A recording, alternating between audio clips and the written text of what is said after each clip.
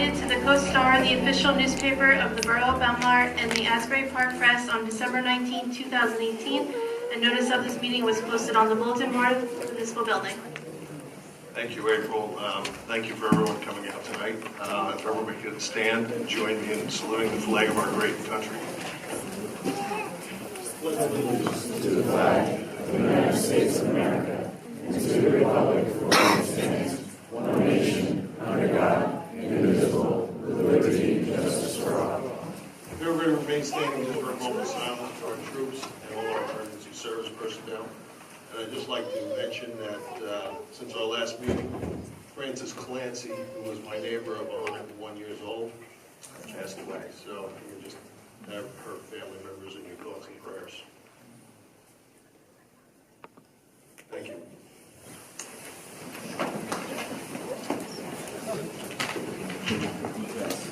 The first thing we have on our workshop is Mr. Citra is going to come up, and he is Chief of Monmouth County SPCA. That's correct. That's right. Okay, good title. Okay, he's going to come up and he's going to talk about the raccoon issue that we've been having, or explain a little bit about the raccoons. Thank you, Mayor. So come on up. Good evening, Mayor and Council. I appreciate the opportunity to approach you today.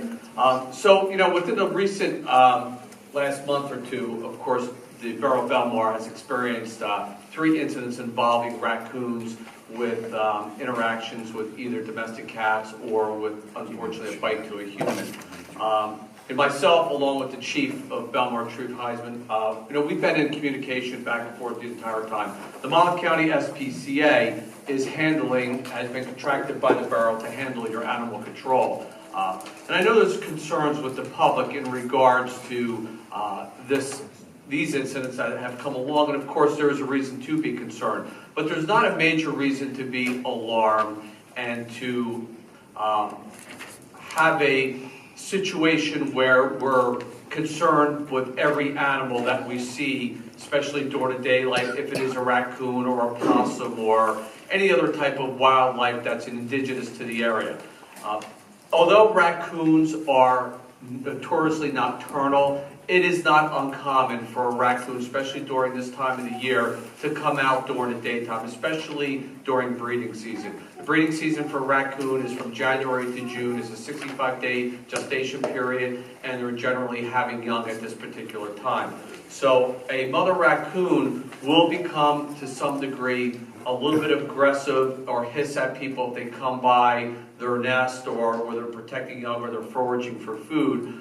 But it is not their intention. It's very, very odd for a raccoon to attack a human and a domestic animal. Now, we do know that the first attack where we did have a woman who was attacked here at the borough, that raccoon was never captured, but we could assume that there was something seriously wrong there. The second attack, which involved a domesticated cat, where I believe it killed a cat, was captured by the Belmar Police and the Monmouth County SPCA Animal Control Team, and that animal did test positive for rabies. And what I understand, the third incident was people walking in a park. The raccoon came down, hissed at them, and then proceeded to go on its way, which really kind of maybe falls into the category maybe of protecting its young. So the point I'm trying to make, and I'm here to answer any questions from the public in regards to this. If at any time, the Belmar Police, Chief Heisman and his police officers and the Monmouth County SPCA Animal Control Team have been very vigilant in the area of Belmar. If the public sees any concern in regards to any animal, whether it's a raccoon, possum, or even domesticated animals that are acting odd or strange, please do not approach. Please call the police right away. We're fortunate enough to have a police department here that's on site and respond within minutes to any type of activity. And of course, our animal control people are always around the corner to be here immediately. And it's something to be vigilant about, but not overly concerned about. Thank you. Thank you. Does anybody have any questions from the council? Any council members have questions? Okay.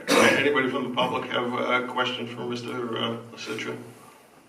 Yes. Yesterday on the news, I saw New York had a problem too, and they capture them and cure them and put them back out in the wild. Is that what New Jersey does? No. Once an animal, the rabies virus is a deadly virus. There is no cure for it. And that's why it's taken very seriously by town officials, health department, and the SPCA and everybody else involved. The virus is a virus that lives in the saliva. It can only be contracted either through a bite or saliva contamination, either with an open wound or maybe in someone's eyes. So if an animal is captured and tested for rabies, the only way to be tested, it needs to be decapitated and sent out to the state laboratory to be tested. There is no cure, so it can never be rehabilitated and put out. So the moment we suspect that any animal may have been exposed to a bite wound or whatever, it's automatically euthanized and shipped off to the state to be tested. Thank you, that explains all. Thank you. Okay, thank you. I know you're going to get to another meeting, so. So, Mayor, I do want to thank Chief Citra for helping out. He's been unbelievable in support on this issue, and we've been communicating almost on a daily basis during this issue. And I want to thank him and his staff for his professionalism in assisting us. Yes, and thank you for coming down tonight. Thank you. We really do appreciate it. Okay, we're moving on to youth government. Okay. Next we have our youth government here tonight, and they're going to take over up here. So if Julia Nicolay, John Conley, Helen Greco, and John Wheeler would like to come up and take over for us. You can explain the budget to everybody.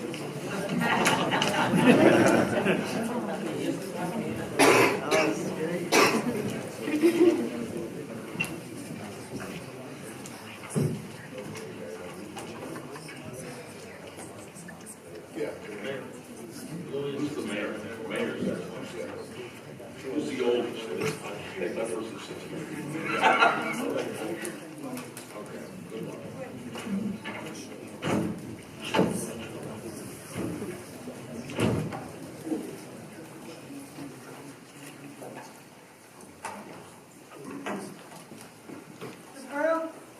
Absent and could not attend, I will multitask and fulfill those duties. Thank you for coming to this event. We'll now do the Pledge of Allegiance.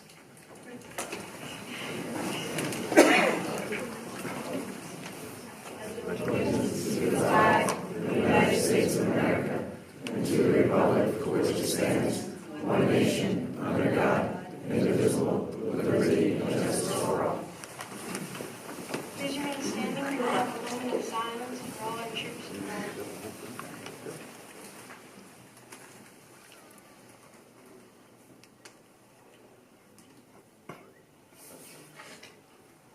Thank you.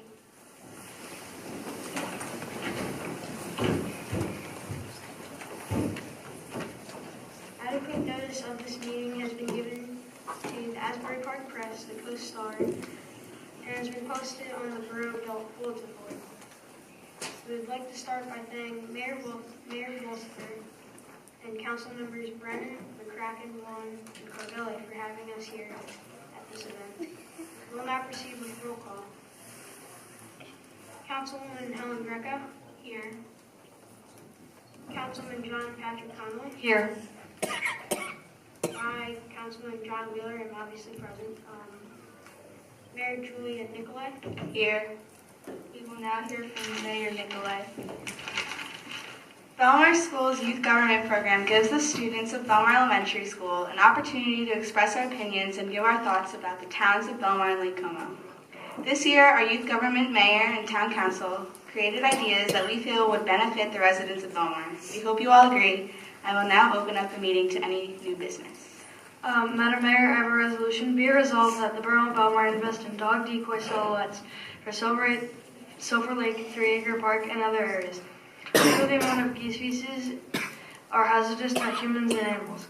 Additionally, they can carry parasites and other diseases. I hope you agree with me and vote yes on this resolution. Does anyone second the resolution? Yes, I second the resolution. 3-Acre Park, in Silver Lake, those areas, they're very popular among children, and they're also popular, those are where geese live. And so the dogs will scare away the geese, so the geese won't like feces on the grass. We will now vote on the resolution. Councilman John Wheeler. Aye. Councilman John Patrick Connolly. Aye. I vote yes. Mayor Julia Nicolay. Aye. This resolution passes. Are there any other resolutions? Yes, Madam Mayor. Be it resolved, Borough of Belmar designate April 22nd, which is Earth Day, and September 13th as Belmar Beautification Day, as Belmar Beautification Days. This will be a low-cost endeavor that will be a call to the citizens of the town to come out and help clean up our town parks, boardwalk, marina, and beach areas. Does anyone second this resolution? Yes, I second the resolution. I think that this idea will bring a greater sense of pride to our town and promote community service. I think it will make our citizens happy and give our children an opportunity to be outside. Families and local businesses can volunteer to help and get themselves and their children involved with the community. We will now vote on the resolution. Councilman John Wheeler. Aye. Councilman John Patrick Colony. Aye. I vote yes. Mayor Julia Nicolay. Aye. The resolution passes. Are there any other resolutions? I resolve that the Borough of Belmar work with local middle and high schools to provide town hall news for students to read as announcements during designated school days. This idea would provide a link between the town and our neighborhood schools, while also giving an opportunity for students who may be interested in various fields such as journalism and politics. Does anyone second the solution?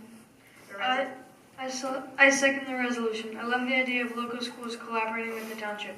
In addition, children learning about journalism and being made more aware of the current events in Belmar. This would also increase the students' sense of responsibility and confidence. We will now vote on the resolution. Councilman John Wheeler. Aye. Councilman John Patrick Connolly. Aye. Councilwoman Helen Greco. I vote yes. I vote yes as well. The resolution passes. Since there are no more resolutions on the docket, then I move that this meeting be opened up to the public. Are there any public comments or questions? Yes.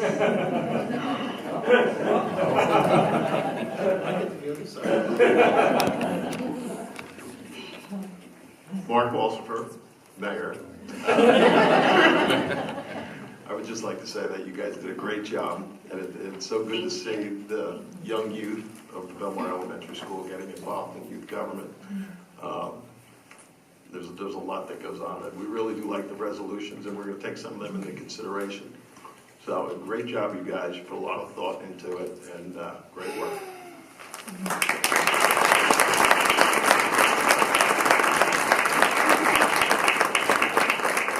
This meeting of the Belmar Elementary Town Council is now adjourned. At this time, we would like to thank the mayor, all the council members, municipal clerk April Claudio, as well as public servants who continue to support Belmar Elementary School's youth government program. And I would also like to add in that I'm very thankful for the recreational director, Mr. Trogu, because he helps in lots of good things for the kids around the town, and for example, like youth club and recreational basketball, like that, for example. And thank you, Mr. McDonald. Yeah.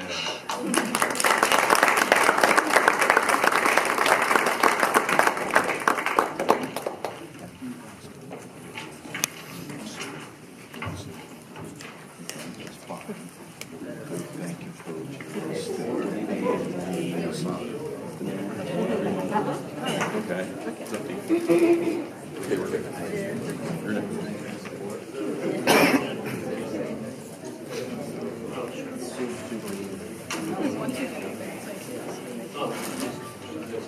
You're next.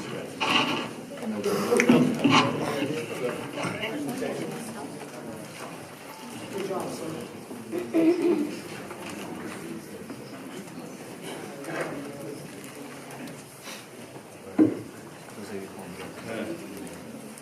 All right, we're really privileged to have here tonight 3 athletes who have really done a great job, outstanding. As a former wrestler myself, I recognize these students. I'd like to have them come up. I also want to say I've had the privilege of teaching two of them. I helped a little bit coaching one when she was really little, and I also have the privilege of meeting one of them for the first time tonight. So if we can have America and Bella and Lucas come on up here, please. Yeah.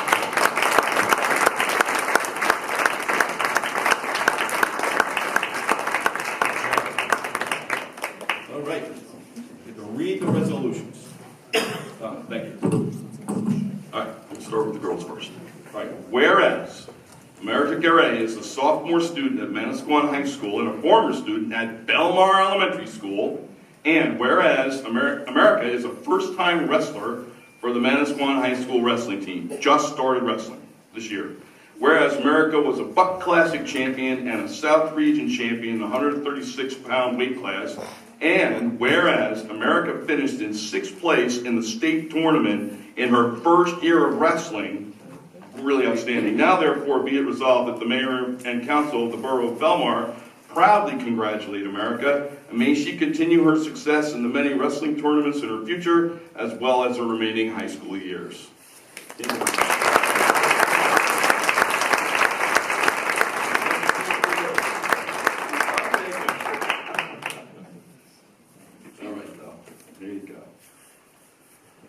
Whereas Bella Serrano is a senior student at Manasquan High School and a former student at Belmar Elementary School, and whereas Bella is a distinguished wrestler for the Manasquan High School wrestling team, having been a varsity starter since her freshman year, whereas Bella's successful wrestling career includes a record of 33-53, that's with boys, and 15-0 versus girls, whereas Bella was the 111-pound champion of the 2019 Buck Classic and the 2019 South Regional 111-pound champion, and whereas Bella was the first ever Manasquan High School girls wrestling champion, state champion, and the first state champion wrestler for Manasquan since 1980. Now, therefore, be it resolved that the mayor and council of the borough of Belmar proudly congratulate Bella, and may she continue her success in the many wrestling tournaments in her future, as well as her future college career. Congratulations.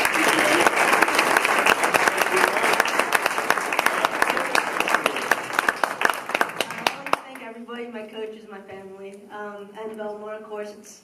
I have Belmar pride. I grew up here, so it's fun to represent everybody here. So thank you. Sure.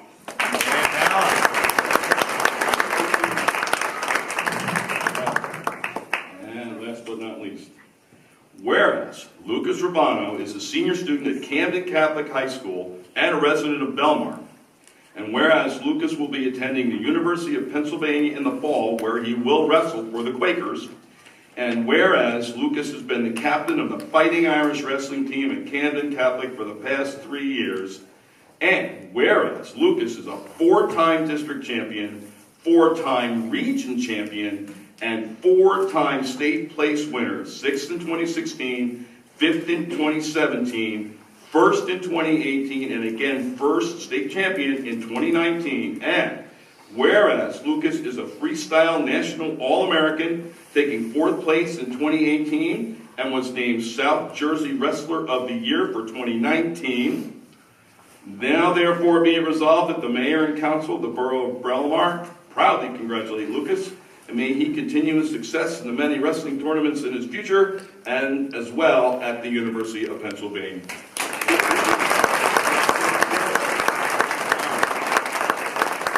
Big win for all the athletes.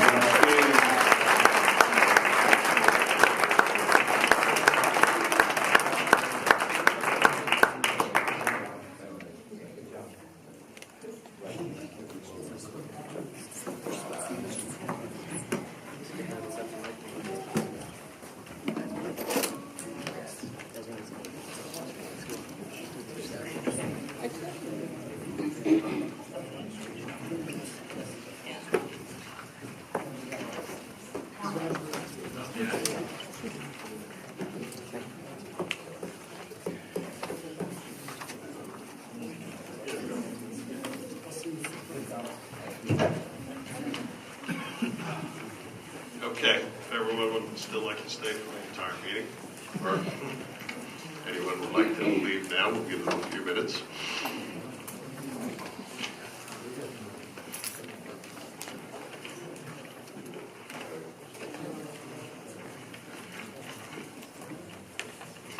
All right, and next on the workshop, we want to give the council a little bit of an update on what's going on, because it's been in the news about the closing of the L Street Beach and what's going on with K Street. We have our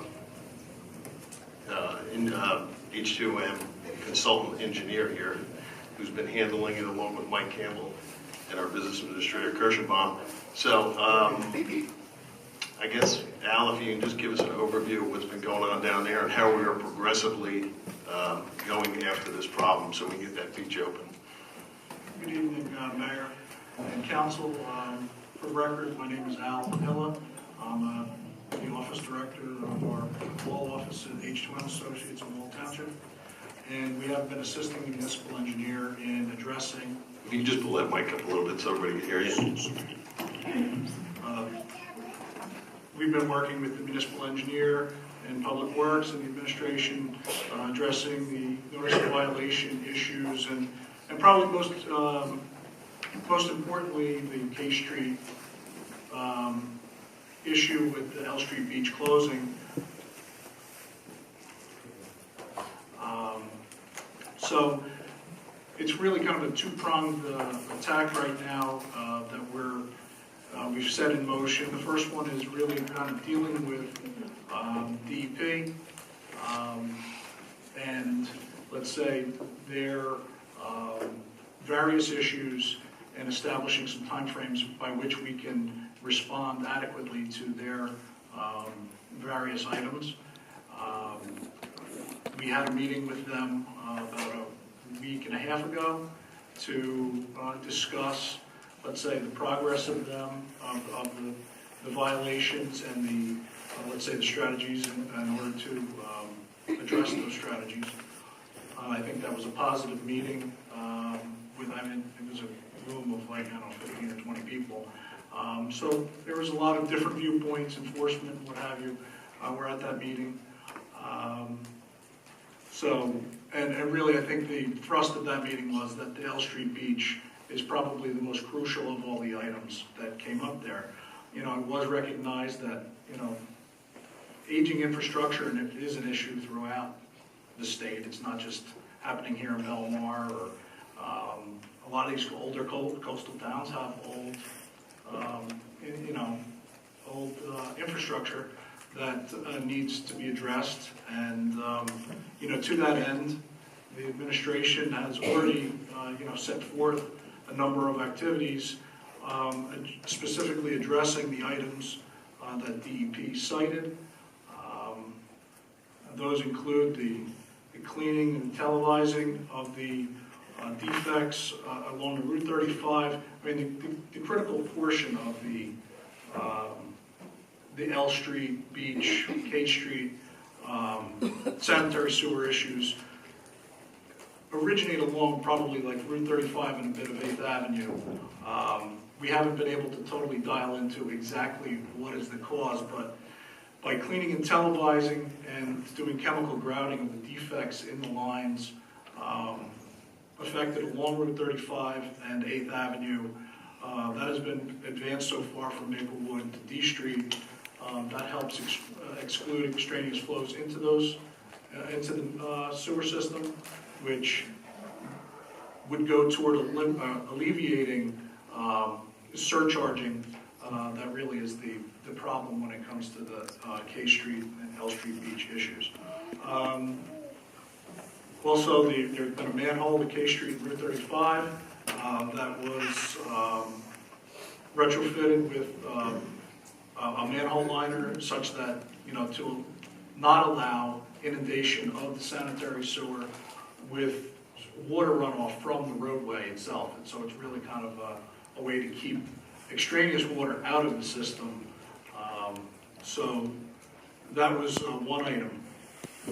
Public Works has initiated, or really taken the steps to fixing. There's a pump station within the Route 35 corridor opposite 11th Street that has not been operational for some time, and they've taken the positive steps to have a contractor come in to essentially restore the capacity of that system, the functioning of that system, again, in a goal to overcome or mitigate any surcharging that does happen along the river. Along the, let's say, the Route 35 corridor. Again, we're trying to ascertain, and that's probably a larger issue, as to why it surcharges, but really we feel that the first steps are to eliminate the conditions by which the system could discharge sanitary sewer anywhere other than down to the pump station at Ocean Avenue. So, you know, the why is part of the story, but really the immediate effect is let's try to get it so that it doesn't discharge, and then we can work on the why. And it's going to work in parallel. It's not like it's something that happens in series. It happens in parallel, but that's probably a longer thing. So getting that pump station restored to its, let's say, its former glory or some sort of glory will certainly help alleviate the burden along the Route 35 system there. Other actions were the cleaning of the sanitary mains in L Street, Briarwood, Pine Tree, Oakwood, and Maplewood, as well as having degreaser applied to those various lines.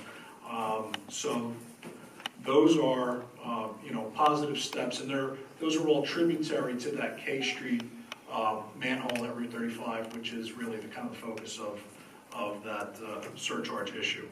That happens to be hydraulically the low point in the system, and unfortunately it's right opposite the L Street beach. So that's why this is really such a focus, the L Street and the K Street.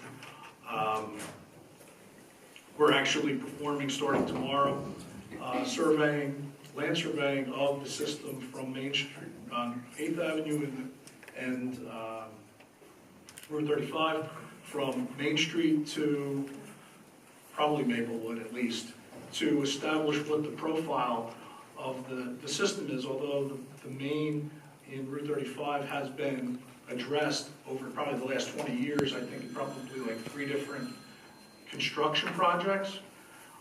There's really no as-built information to establish what the hydraulic capacity of any of those systems are, and frankly, we're not necessarily sure what we can do about them, but having an informed opinion of where a bottleneck may be in that system could go a long way to making sure that whether it's the operation of the pump station that we're getting fixed or some other measures, how, you know, the efficacy of whatever those measures might be, this will help tell inform the decisions that will be made. Because some of these things, I mean, DEP recognized it in our meeting. A lot of these things can be fixed, but they're not necessarily cheap. And the idea is we're trying to find cost-effective measures, and Public Works has already embarked on cost-effective measures to help mitigate the situation. We want to continue in that vein. And really that was where we were trying to go with DEP too, because yes, you can throw a ton of money at it, but you know, the borough doesn't necessarily have a ton of money. So we're going to try to find, you know, kind of low-hanging fruit and go from there in an effort to, you know, to alleviate the situation, certainly at K Street and L Street, but then ultimately for extraneous flows throughout the borough. It's not like we're only focusing on that. There's larger issues for another day. It's just L Street and K Street have the light on them right now, and that's what we're really focusing on. So that's really my report and where we are right now. We are within the timeframes that we established with DEP for responses to the various things in the notice, and we're working with Public Works in order to achieve those deadlines and come up with meaningful solutions. And you know, we're going to be developing more of a costing framework because some of these things are going to protract out. You know, some of the mechanisms we spoke of, I mean, of course, the town can bond for monies to do various improvements, but there's also the IBank for the New Jersey DEP. They have a funding mechanism. It used to be called the Environmental Infrastructure Trust. They actually even have, so they have programs that are very favorable in terms of interest rates, straight out, like for, let's say, any applicant, but, there is a funding mechanism there called their Coastal Communities Program that actually we think that Belmar, and at least a good portion of their problems, let's say, qualify for consideration under that program. They're even a little more favorable with some potential principal forgiveness, but I don't want to guarantee anything. Those things come and go. But the idea is that we're going to try to fit in under that framework going forward, because that really probably is, let's say, probably the most affordable way for the municipality to move forward with the larger work embedded within the notice and the actions that they need to take to mitigate that. Okay, thank you for coming here tonight, and I know you're putting in a ton of time to try to alleviate this problem along with Mike Campbell and his crew. I mean, that is our #1 concentration to try to get this straightened out. And I have to say, I have to commend Business Administrator Kirschenbaum, because he is also putting in a lot of time to get this straightened out. We had meetings with the state and county, and so we're all trying to work together to get this done so we can get that L Street Beach back open. Anybody have any questions before Al takes off? I just have one question. Sure. There's no timeline or anything like this. Do you have a hope for, I should know this by this point, or when we get this done, I'll know this? Well, unfortunately, many of these things are going to, there's a couple of different timelines. Of course, the things that, let's say, Public Works has embarked on, whether it's the removal of extraneous flows or the working of the pump station once it's operable, which is supposed to be, I think they're installing the pumps toward the end of this month, so they could be operational next, let's say sometime in May. But until we really see this to get calibrated and see this thing in action, again, it's been out of service for a while, so we don't really know how it reacts with the system, how it will benefit the system. In theory, it should benefit the system, but how and to what extent we really need to evaluate.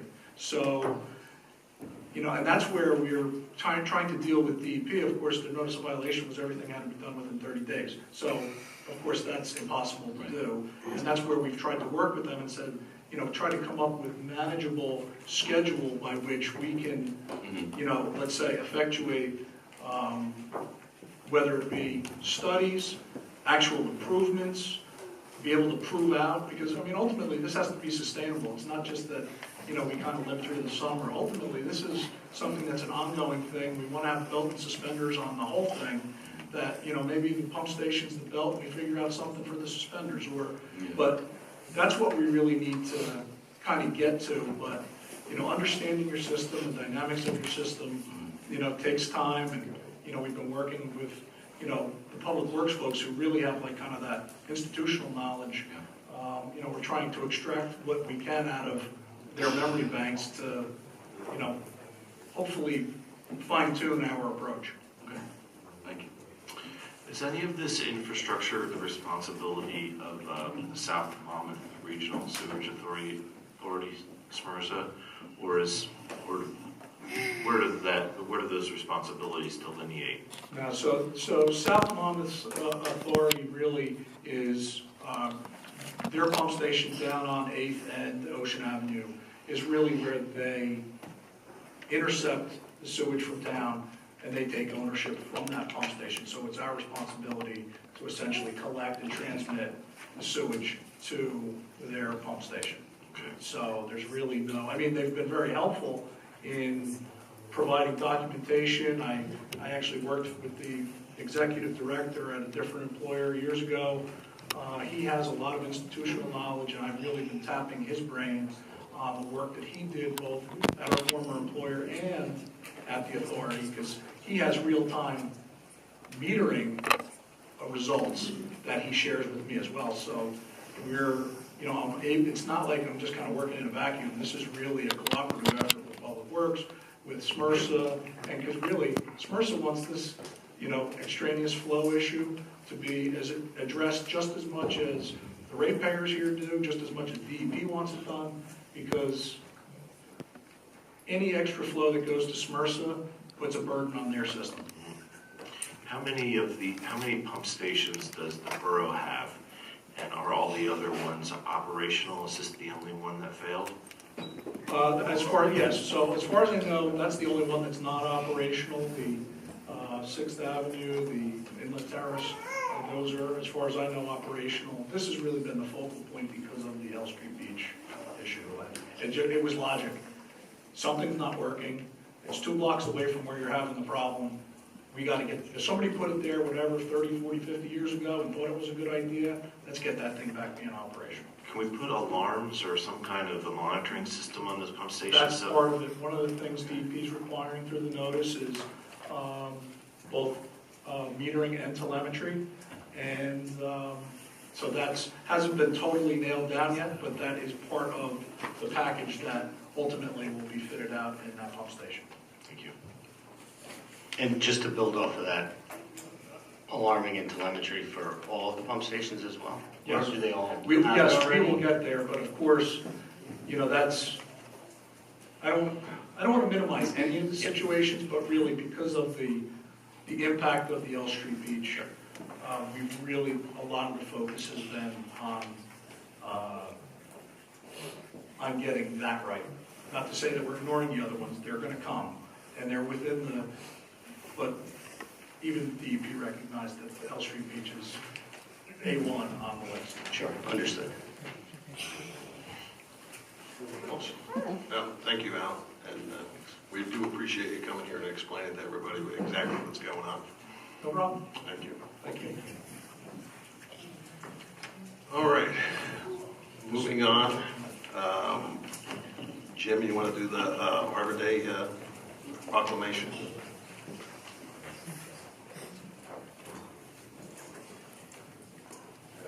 I'm going to do this as well as Council President Brennan did with the students.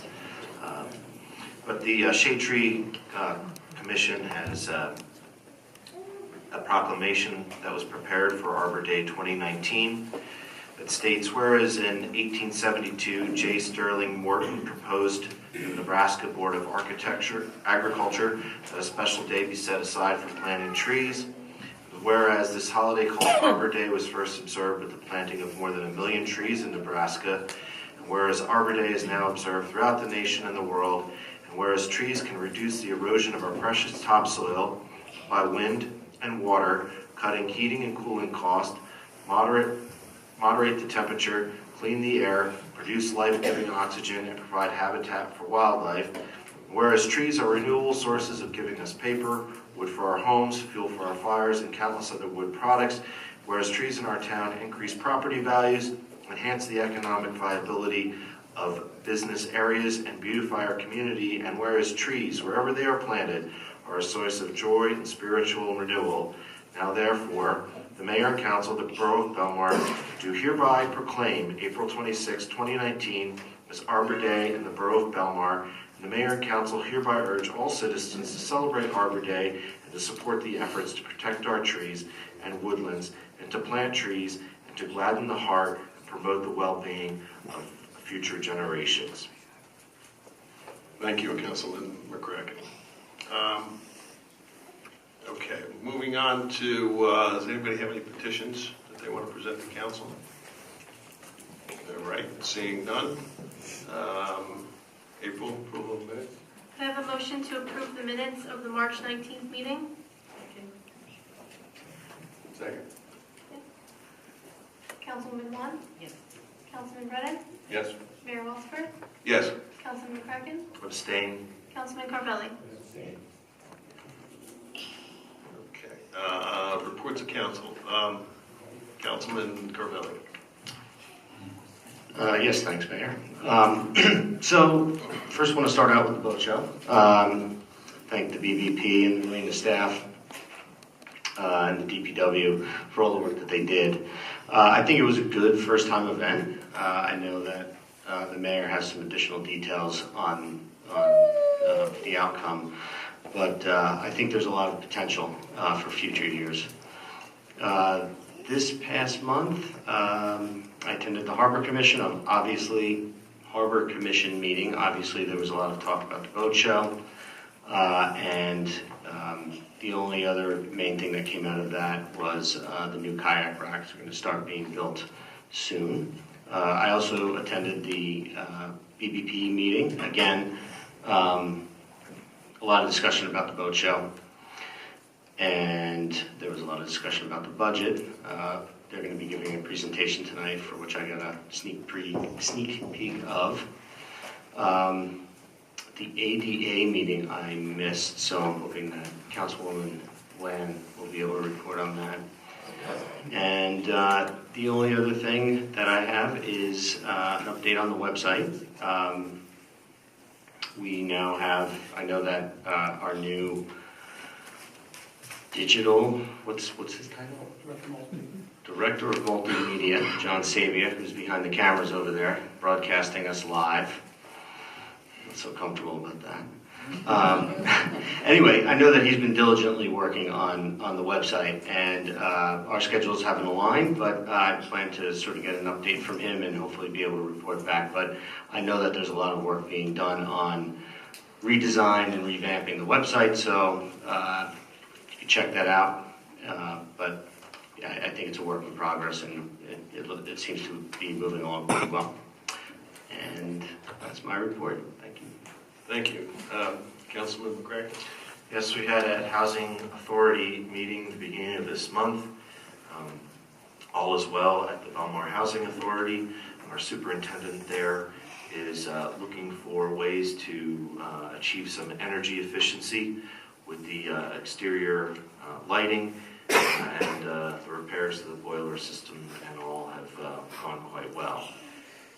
Inconsistent with the proclamation I read for Arbor Day, we have a meeting coming up at the end of this month for the Shade Tree Commission, and we'll be working with both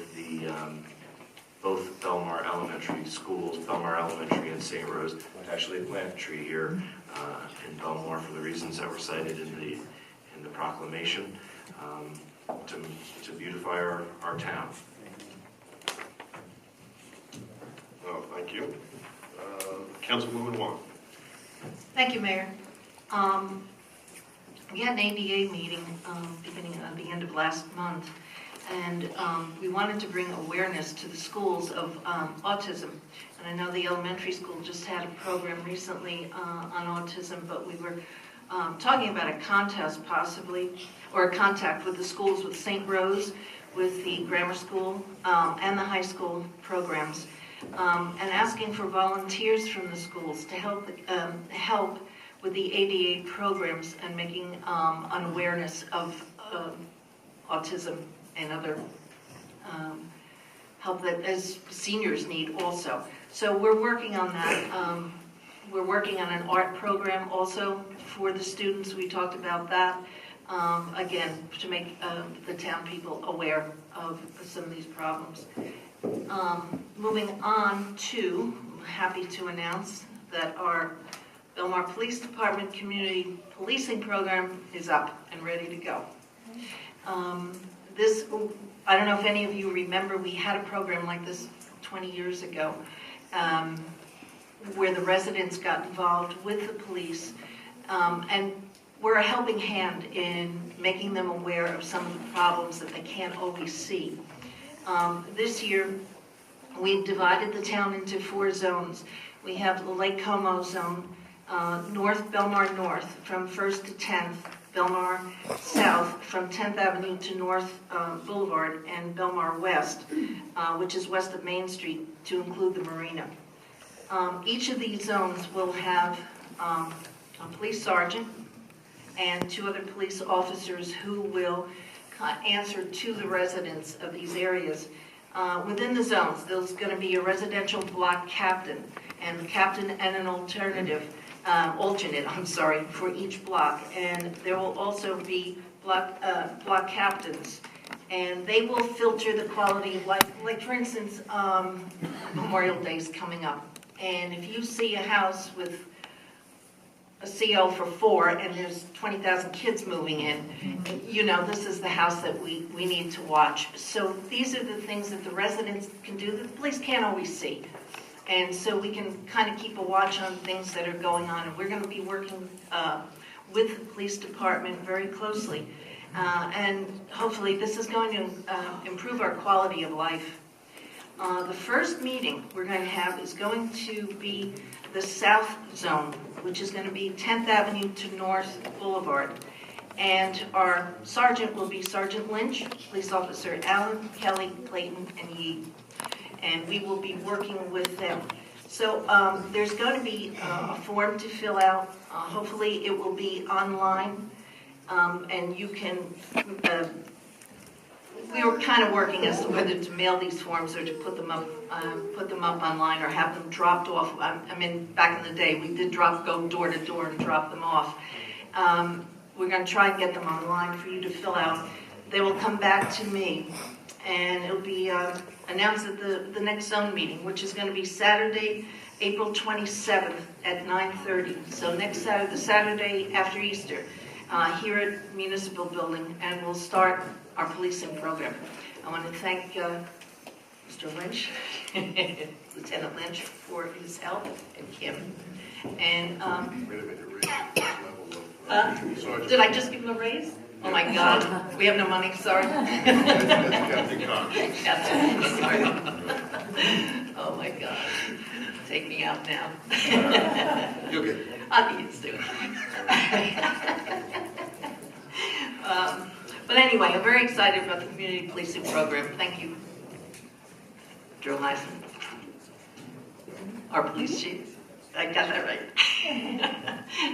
Thank you very much, and I look forward to everybody becoming involved in this. It's really a good thing. Thank you. Thank you. Council President Brennan. Thank you, Mr. Mayor. I have several things. I've been busy. Keeping with the sports theme of this evening, I want to make sure everybody knows that the Los Angeles Sparks of the WNBA has drafted Belmar's own Marina Mabry, right? She was drafted 19th in the draft. Now she's a senior at Notre Dame. So close.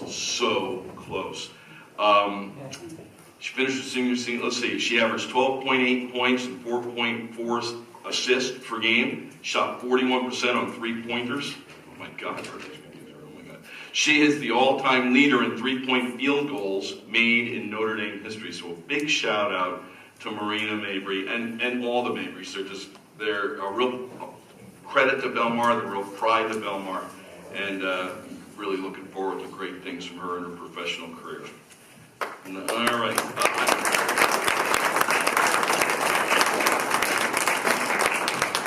I want to echo what Councilman Carvelli said about the Harbor Commission meeting. A lot of discussion about the boat show. Just my 2 cents. I think this past weekend was basically a proof of concept for something that was not really advertised. That was, put together very, very quickly. It came off very well, and the best thing that I can say, I went down both days. The boats looked great.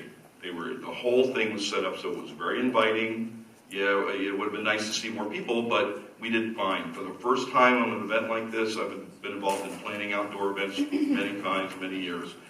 It really was pretty good. Proof of concept is exactly what we're talking about. Okay, so then I went to the Environmental Commission meeting on Thursday.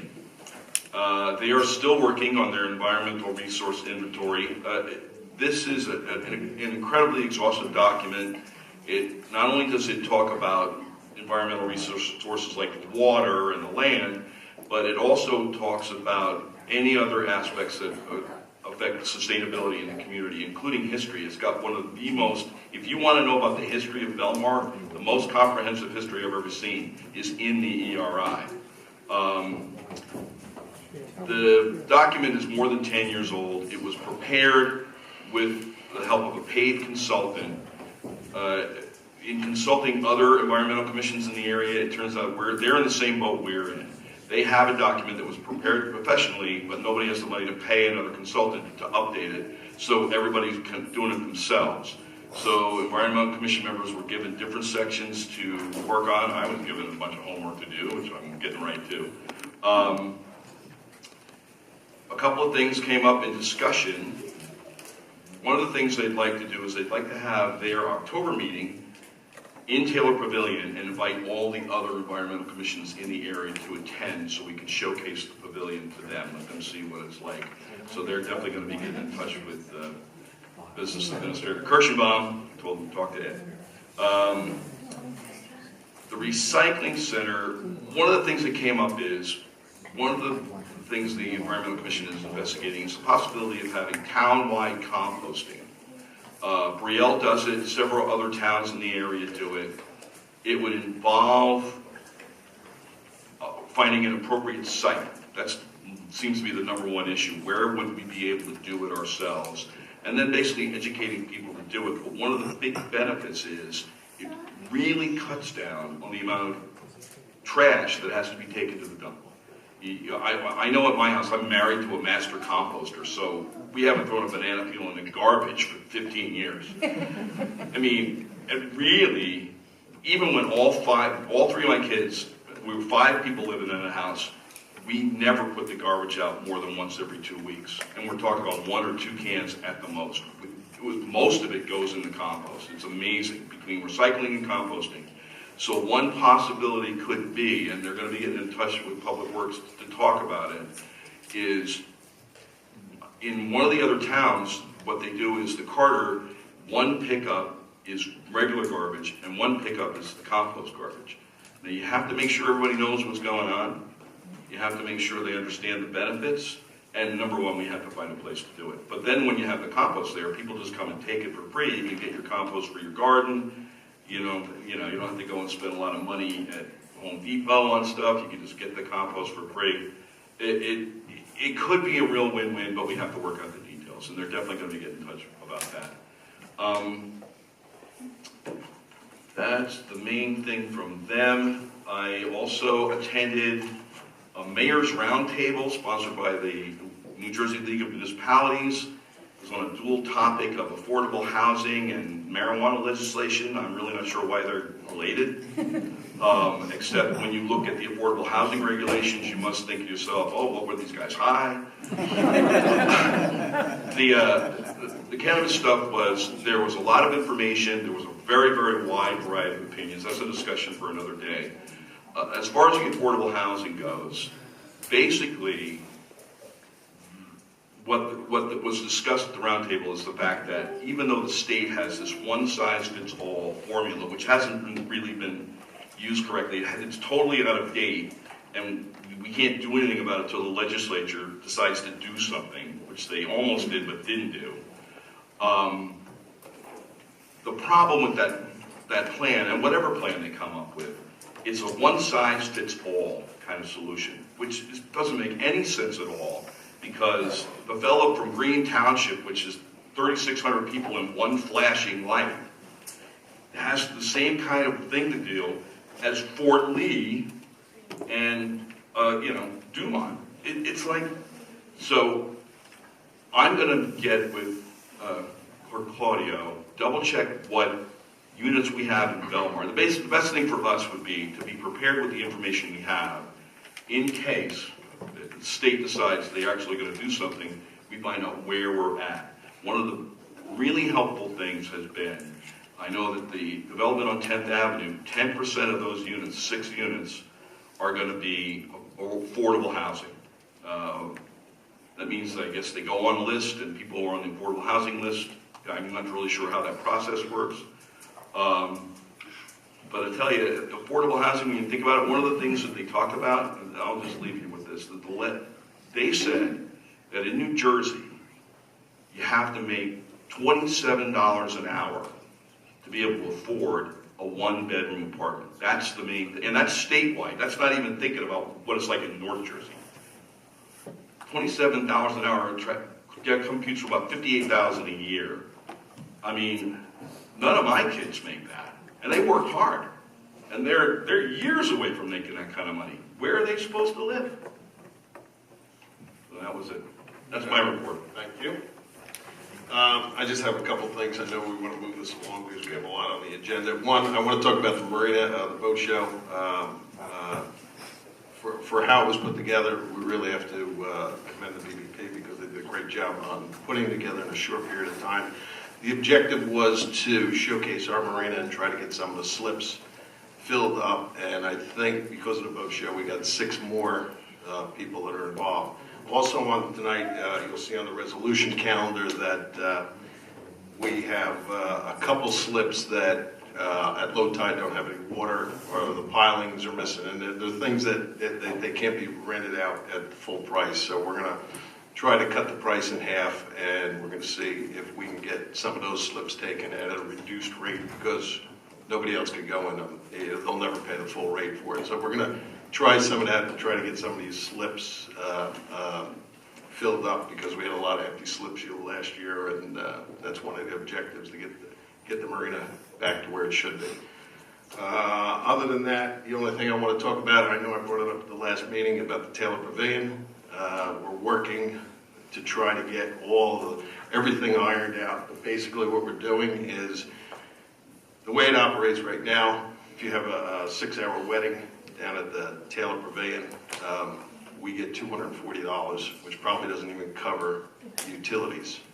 So the prices are going to go up. There's going to be a discount for Belmar residents, and the problems that we've been having down there with people bringing in their own food and trying to cook down there and all that, we're going to eliminate all that, and we're going to designate up to 10 caterers in the area, preferably from Belmar, but that's the legal issue that we're going to work out if we can do it that way. Or we have to put it out there and then do an interview process, but I don't want really more than 10 that anybody that uses the Taylor Pavilion would have to go through one of these caterers, make it fair for everybody, and the caterers would be responsible for doing everything, instead of, everybody in town having to put all their efforts into making $240 for a 6-hour wedding. So there's a couple things we're doing there. I was hoping to have it all ready to go for this meeting. There's a little logistic stuff that's got to be straightened out, so hopefully we have that on for next meeting. Other than that, I think that's all I have right now. I mean, like I said before, DPW and Kirschenbaum, everybody involved is trying to get that L Street Beach going, so we can get that all cleaned up, and hopefully we'll be successful on doing that. And then we're going to concentrate on flooding problem down there. But it's a couple-step process, because we've had meetings with the state and the county. They are closing the beach until we get it straightened out, which is causing a little bit of chaos for us, because the media says it's Belmar Beaches. Well, it's not Belmar Beaches, it's just the L Street Beach. The ocean's fine, and I've been getting a million calls on it. But other than that, that's all I have right now, so we're going to move on with the meeting. And anybody have public session on the resolution items? Anybody want to come up and talk about that? Yes. My name is Cy Reichner. I'm on 5th Avenue in Belmar. Hi, Cy. And David Mayer. I think it's terrific that we had 3 students here, America, Bella, and Lucas, that received a special recognition award. And I commend Councilman Brennan on bringing up the fact that we have a family in town, in particular one person. And I'm going to quote from the Asbury Park Press. Mabry, a 4-year stud with Notre Dame and a high school star in the Shore Conference, was selected 7th pick of the 2nd round, the 19th overall pick by the Los Angeles Sparks in the 2019 WNBA draft. Mabry, a Belmar native, became the 2nd player ever since the Shore Conference to be drafted in the NBA. Not only does Marina have a very strong history, but her family has a strong history. She has a sister who won for Notre Dame an NCAA championship. She has a younger sister who plays for Virginia Tech, who made the Final Four. I think a person who has obtained this notoriety, this status in basketball, meaning Marina, should get recognition beyond just the council. I think that the family overall should be recognized because they have proudly, how can I say, represented Belmar for over 9 years.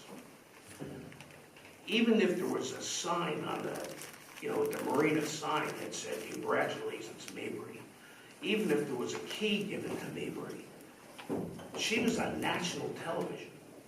They said on national television that she's from native of Belmar, New Jersey. She deserves recognition. She deserves a plaque. She deserves a letter. And we're going to do that. It's just that the timing of it, of coming out, we couldn't get it done at this meeting, so we have to reach out to them and see when they're available. And it's a good idea. I think we will put it on the sign. I think that is a something good has to idea. be done. Yeah. She's achieved some she's had tremendous achievements. Now, is this the time also to talk about some of the resolutions? That's what it's for, yeah, resolutions. Resolution 2019-89, and my father was a police officer. So I have absolutely no problem with the police officer. I'm an honorary silver member of the PBA. When you talk about the police officers that are going to be adopted as special ones, yes. The only question I have is, are they replacements or are they additional special ones?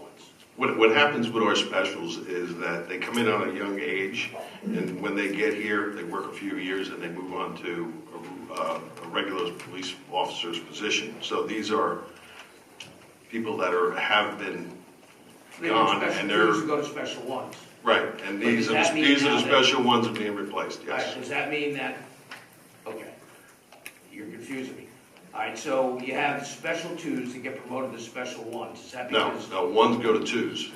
Yeah. Ones first, then, Right. then they go to get gun carrying twos. And they carry into twos. Okay, now, are you replacing then the ones that are going to go to twos? Yeah, that's what this is for tonight. Yeah, those are the ones that are coming on for this summer. So, in the overall head count, are we increasing? No, we're way down. Way down. Yeah, we still probably still need more, but we're working on that. In that same resolution, there was a acquisition of vehicles, for, I guess, the police department, Yes, and also the 911 system, and also computer equipment. And yes, that's in one of the capital budget resolutions that we're going to adopt tonight. One of the ways that these resolutions work, because we have no money to fund them right now, and they're in desperate need of this stuff, especially the 911 system. It hasn't been replaced since the day I've been there, and does it work? it's working now, but they have to get parts on eBay because they don't even make them anymore. I mean, when this thing goes, it's bad, and we do 911 dispatching for 3 towns. It's something that we can't wait on any longer. But this resolution tonight is not to go out and get the money right away. It's a resolution that if we are able to fund it through the course of the year, we would have to go out for some bonding in December. So, because we have no money in reserve for these kind of things, we have to do them by resolution. Through the course of the year, we're going to try to get this down before we go out to bond, but because of the way the laws work, we have to put it in place now because these are the things that we need. We're going to try to, like $200,000 for the 911 system, we're going to go out to bid and try to get it way down from that, but because we have no reserve or anything to get these things, we have to put these in place. None of these things will be bonded until December when we go out to bond, but we're going to be working through the course of the year with things that we've put in place to try to get these numbers down. But the resolution, but by law, we have to introduce it tonight. Listen, we all use 911 systems, so I think that, It's one of the most important pieces of it's that equipment. antiquated that needs to be replaced. Yeah. What about the acquisition of vehicles? Because I got to tell you, I think we got a pretty staunch, police vehicle department here. Our issues in Belmar, because we have 2 that are completely down now, and that's the 2 we're replacing. The problem is that you see a lot of cars, but they're all being used during the summer, and then we got to keep them all winter. Well, the specials aren't here, and they have to sit, but we need the cars for the summer. So it's a situation that is unique to our town, because, you know, usually you have other towns that it's steady all year long. We have that influx of people. We need the police cars during the summer, and then you see them sit when they're long. But two of them are we definitely need before summer. I don't want to show my age, but when I was a kid, my father drove a police car, had a cherry top on the top of the roof. You know, they didn't have computers in them. They didn't have all the equipment in them. And then the point is I'm making is We had no radios. You just rolled down the window and yelled. But the average police car today costs $108,000. You know, and again, the police department, as does the. Yeah, what'd you say it cost? What's that? What did you say the average cost was? $106,000 for a police car. Where are you buying them at? Off the line, it's $30,000 off the line. If it's a Ford Interceptor, it's $30,000 off the line. By the time they computerize it, light it, label it. No, that's not accurate. What is it? That's $65,000. And here's the other deal about the police cars, sir. $65,000 complete? Listen, yes, sir. Yep. But here's the other deal about police cars. They bought one car since 2014. They've got hundreds of thousands of miles over. They're falling apart. All the cars are falling apart. It may look like we have a lot of cars out there. They're all falling apart. They're very unsafe. We got to keep our officers safe. We got to keep our town safe.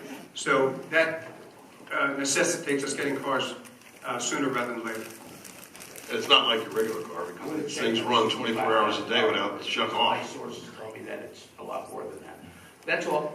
Thank you very much, gentlemen. I appreciate it, and as always, you're doing a great job. Thank you, sir. Anybody else on the resolution calendar? Yes, Mr. Gilberger. Tom Gilberger, 1000 River Road. Just to talk about that for a second, the vehicles and everything. One way to alleviate, everybody get nervous, good that we're all sitting, is to put an officer off season, before Memorial Day, after Labor Day, on a beat. The downtown, now we're doing Lake Como, so from the bridge to what, Lake Como, it's a fair walk, on a beat, a block off either way of Maine, come back, keep moving all day long, all night long. Saves on a vehicle, all season. Understandably, during the season here, it gets kind of weird, and they have to have their vehicles. But during the off season, we could do this and save on the vehicles a bit. I know that's a crazy idea, but there it is. Well, the chief and I, in our early career, had to walk Main Street for a lot of years before we got into a car. And the problem is that when you cut officers back, and the first one that goes, cutting the officer back, they need to, because we only have 3 patrol cars on to cover 2 towns at any one time. But that's not cutting back. He's still on patrol, and he's still got his walkie-talkie. So, his emotion, it could work. Like I say, we all... I used to enjoy it. I loved it, but, you know, exactly. times have Being changed. outdoors and everything is good for the man. It is good for a man. It is not a good idea for a man to be sitting during his youth. This is terrible. I really feel bad when I see a patrolman doing that all day long, every day, as a young man. It's not a good thing. Thank you. Anybody else on the resolution calendar? All right, seeing none, we're going to move on. April? Can I have a motion to close the public session? I'll make the motion. Second. All in favor? Aye. Can I have a motion to approve the resolutions as listed on the consent agenda? I'll make that motion. I'll second. Please. Councilman Vaughn? Yes. Councilman Brennan? Aye. Mayor Walter? Yes. Councilman McCracken? Yes. Councilman Carvelli? Yes.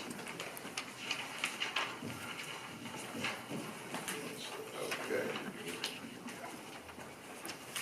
April, we going on to next we have the public hearing on the special improvement district budget. Okay, I pay into that, so I have to excuse myself. Ooh.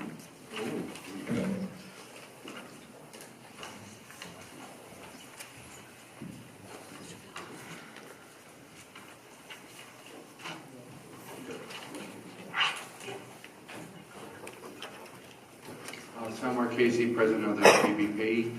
I'm sure everybody has read our submit of our budget.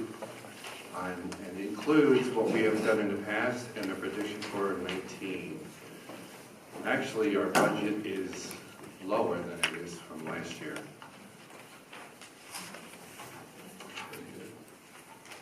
I want to comment on Bocho. I think it was a great event to grow on it. A great first time, considering our restriction on our lease. And our flags. I hope everybody likes our flags that we put up, what BBW put up. And our predictions are in the pamphlet that you have. Okay. Does anyone from the public want to speak on the budget? Anyone from the council? I have a couple comments. Sal? Yes. So, I don't know if everyone has had an opportunity to see this or not, but I thought this document was very professional. And it was just very well put together, particularly your letter. I thought that it really set the stage for how the rest of the document unfolded. And you've obviously accomplished good things. Your 29 key accomplishments in 2018 were highlighted in your 2019 strategic priorities. I think will make Belmar certainly a better place to live and shop and visit. My only comment was, I would just, and I know we've talked about this in the past, privately and at the BBP meeting. I just think we'll get greater efficiency in Belmar with all of our events. If tourism, the harbor, the beach, the Arts Council, library, all the various groups coordinate together, particularly when it comes to, promoting events and how we can streamline those promotions, whether print advertising or social media and stuff like that. So I'd just like the business partnership to think about that. We have Frank Sinelli now here at the borough who's working with all of you on those efforts. And there was some mention of it in here. I just wanted to mention that because I just think that that's important for all those groups to coordinate together. Like you did at the boat show with the Harbor Commission. That was great. I was there both days as well, and it was a very nice event. So thank you for everything that you do. Thank you. Well, since the new administration, it's a lot easier to work with everybody in town. In the past, we had it really difficult. Nobody communicated, nobody got along, and I think this year is going to be a wonderful year for all of us. We're looking forward to it. And I'm going to make a suggestion. I thought about it coming over here. I think maybe, possibly, the BBP should join towards being one entity instead of two. Only a suggestion. Thank you very much. Thanks, Al. Any other comment from the public? Yes, ma'am. Could we hear what he just said? We couldn't hear what Oh, he I'm sorry. wanted to put together. So would you mind saying it again into the microphone? Well, this year has been a lot easier working with everybody in the town. And on the way here, I thought maybe we should join hands with tourism and become one entity instead of two. We both do events. I think it's time to think about it. It's only a suggestion. Thank you. You're welcome. Any other comments from the public? All right, thanks. Does that mean now we need a motion to close the public hearing? Yes. So moved. A second. All in favor? Aye. And next, can we have a motion to approve the resolution approving the 2019 Special Improvement District budget and assessment roll? I'll make that motion. Do you have a second? Councilman Vaughn? Councilman Brennan? Yes. Councilman McCracken? Yes. Councilman Carvelli? Yes.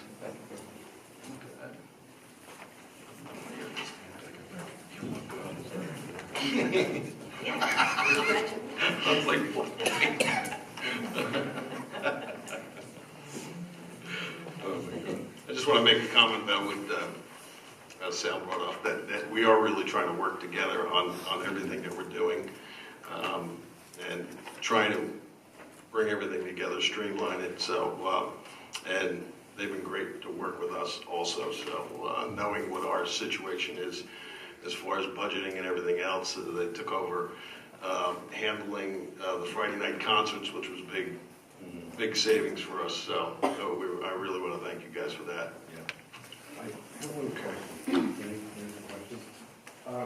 Moving forward with possibly events at the marina, I really don't know the lease situation. I don't understand it.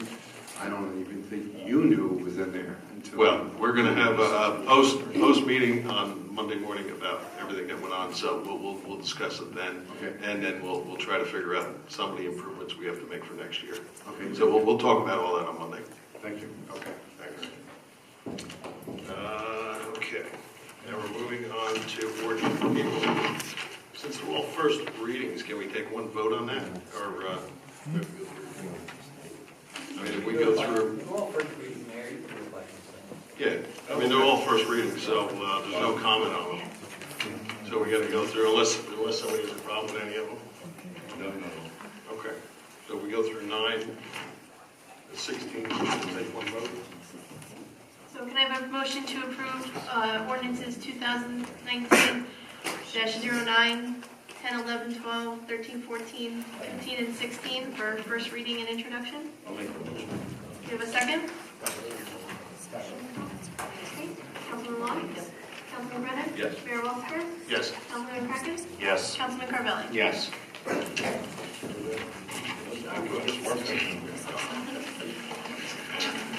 All right, now we're moving on to public session. So, anybody, gentleman right here, come on up. You got to state your name for us and your address. Hey, my name's Kyle Jones and I live at 412 Avenue. Hi, Kyle. So I've lived here my entire life, and I am speaking on behalf of the skateboard park community. Skateboarding has exploded into one of the most popular sports in the U.S.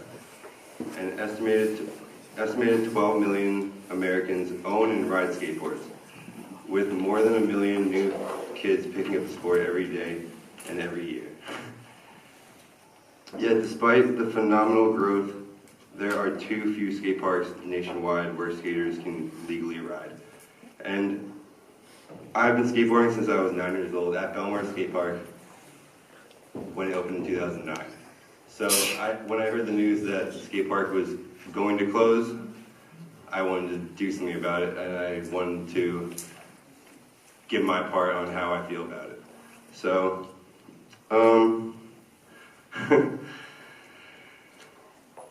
our town of Belmar was one of the first to embrace the recreation and the benefits of having a public skate park. The Belmar skate park is one of the most popular recreational facilities in town, and in my opinion, more popular than the basketball courts, baseball diamonds, and soccer fields. The Belmar skate park is a vital part to our town, for there is a family at Belmar skate park. We all care about our skate park and love each other, everyone who comes in it. Skateboarding is a family, and I would hate to see everyone just not see each other anymore. I've met so many friends at Belmar skate park. All my best friends are from Belmar skate park, who are with me today. And it would just be such a shame to see the skate park go to waste. Yeah. Okay, thank you.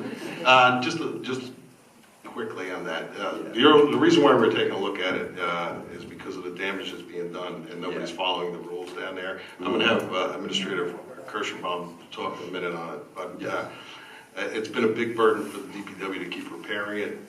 We try to do a lot of things down there, and some of the kids, and I'm not saying it's your group or anything like that, but they break up the fences, they break up parts of the skateboard park, they ride bikes all over, and the police department doesn't have the time to put an officer down there all the time that it's open. So Yeah, I understand. we were looking at different ways on how we were going to control this. Not that we were looking to close it right away. I mean, that was one option we were looking at. We were looking at leasing it.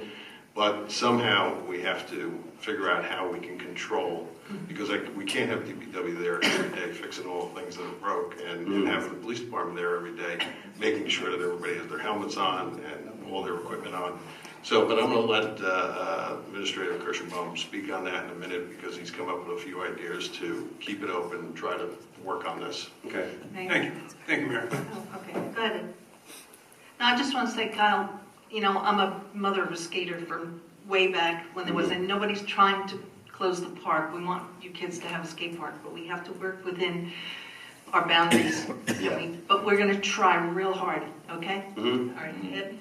Thank you. How this all came about, April 3rd, myself and Mike Campbell met with the skate shop on Main Street. And we spoke to the owner there. Since the weather started getting warmer, I'm a Lake Como Belmar resident, and I've known you since you were born. So at the end of the day, we would go down by the skate park. It would be littered with debris. And we talked about this. We had a meeting yesterday, and I'll get into that in a minute. And we asked the owner of the skate park, because we had heard that he wanted to take some kind of ownership of it years past, and we wanted to see if we could form a bond for somebody at least to assist us with the compliance issues down at the skate park. His first comment was, if you close that skate park, you're going to kill my business. Well, I got to tell you that, all due respect, we want all our businesses in town to make money, but at the end of the day, our issue is not about the skate park, skate shop going out of business. It's about compliance, and about, the first thing is the safety of all the skaters down there. I've seen head injuries throughout my career with law enforcement. It's not a pretty sight. It's a tough sight. I know what I'm saying here for a lot of the parents of the young skaters and even the skaters of today, because you're always a parent. They wish all of you would wear your helmet, your protective gear, because you never know from one minute to the next what's going to happen to you. Now, what we've come up with is our plan is to work with a partnership. And I met yesterday with Kyle and Mr. Sean Grady, and we had some real good dialogue. And what we're forming right now is the Belmar Skate Park Volunteer Committee, where we're going to have these here. I've seen everybody sign petitions. I've seen everybody post on Facebook. I've seen all the petition with me today. We get the petitions. We get it. Here is the deal. We want compliance. We want people to skate safely. I've already talked to DPW. We're going to start this committee. We want to start getting funds for an ambassador of the skate park, where we empower older skaters to teach safety to the younger skaters, and to teach them how to wear a helmet, to keep the bikes out of the skate park, to keep the concrete out of the skate park. I've talked to Mike Campbell already. We're going to form this committee, and we're going to go down. I know there's some rough edges down there that are very unsafe. I know the macadam is unsafe. We want to try to get some donations. We want to try to get a group together to make that park safe and get into compliance. And you yourself told me yesterday. Yeah. You remember what you told me yesterday? Which part? What are you going to wear when you go to the skate park? Oh yeah, I said I would wear a helmet. Just. This is the perfect role model. I got to tell you, if Kyle Jones goes down there with some of the young kids, and he is so dead against wearing a helmet, believe me. Yeah. But if he wears a helmet, it empowers all the ambassadors of the skate park to teach compliance, to follow some of the rules. That's all we're asking. I think if I were to start wearing a helmet, and I got a few other kids who are a big part in Belmar Skate Park to wear a helmet, I think we could get with good terms with Belmar Borough and help fix the skate park up, maybe even repave it, because the pavement's pretty. We're going to try, and I know Sean's going to start some type of organization. We're going to play this forward. We want a program for all the kids. We want it safe, and at the end of the day, listen, litigation is always a part of the borough problem, but realistically, we deal with litigation all the time. We don't want anybody hurt. Okay, that at the end of the day, we want you safe. And I know parents, and I was the same way with my kids when they went out of the house, wear your helmet. They would wear their helmet out of the house, and not wear it around the corner. Trust me, my mom always pushed my helmet on me, and then I just Took it off. took it off. Right. So, I do have, we understand the petitions. I got more calls on the skate park, more petitions, more email. At the end of the day, we want to form a partnership with everybody involved in the skate park. Make some ambassadors of safe skating. I've got forms here to sign at the end of this meeting. Come up and see me, and we'll set up our first meeting. We'll meet with DPW, and we'll make sure the place is safe. Does that make sense? Awesome, yeah. And I want to thank you for starting this ball rolling. But I wanted everybody to know what the truth was. All we want is compliance, and we want you all safe. Okay. All right? Awesome. Thank you. Thank you, Tom. Thanks, Bill.